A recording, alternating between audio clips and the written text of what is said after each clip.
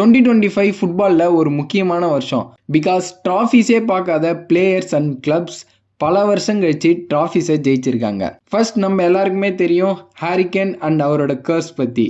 ஒரு வழியாக 2025ல பேரன் கூட சேர்ந்து புண்டஸ்லீகாவோட டைட்டில் அடித்து அவரோட கர்ஸ் உடைக்கப்பட்டிருக்கு. நெக்ஸ்ட் டொட்டனம் யூரோப்பா லீகை வின் பண்ணது மூலமாக 17 வருஷம் கழிச்சு ஒரு மேஜர் ட்ராஃபியை வின் பண்ணியிருக்காங்க. யூசிஎல்ஏ வின் பண்ணாத பிஎஸ்ஜி 2025ல அவங்களோட ஃபர்ஸ்ட் எவர் யூசிஎல்லை வின் பண்ணியிருந்தாங்க.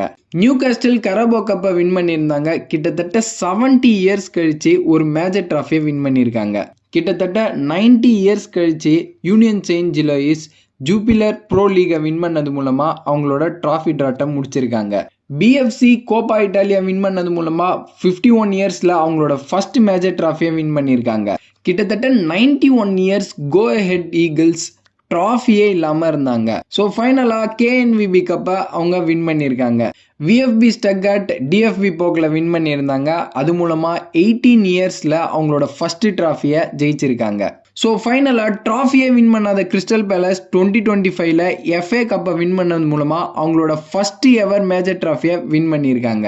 ஸோ இதில் எந்த டீம் ட்ராஃபியை ஜெயிச்சது உங்களுக்கு க்ளோஸ் டு தி ஹார்ட்டாக இருந்தது?